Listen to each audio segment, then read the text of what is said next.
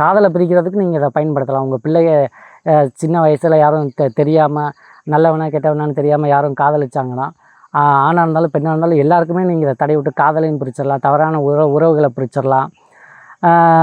ரொம்ப யாராவது உங்களை யாரும் டார்ச்சர் பண்ணுறாங்க, எதிரிகள் அந்த மாதிரி யாரும் இருந்தாங்கன்னா அவங்களுக்கும் இதை நீங்கள் தடை விடலாம். அவங்க வீட்டில் எல்லாம் தடை விட்டிங்கன்னா அவங்களுக்கு வந்து செல்வத்துக்கு வந்து பற்றாக்குறை ஏற்படும், காசு பணம் வராது, நோய் நொடி ஏற்பட்டு மருத்துவமனைக்கு இந்த மாதிரி அலைஞ்சிக்கிட்டே தெரிவாங்க, விரைய செலவுங்கிறது ஏற்பட்டுக்கிட்டே இருக்கும்.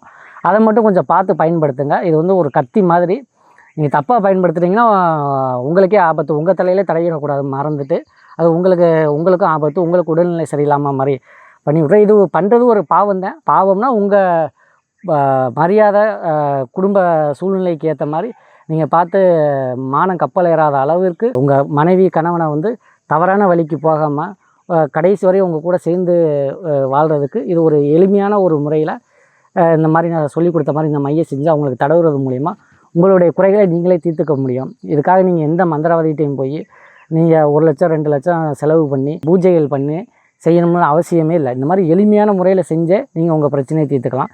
இதையும் எல்லா மக்களும் பயன்படுத்தி பயனடையுமாறு கேட்டுக்கிறேன். நன்றி, வணக்கம்.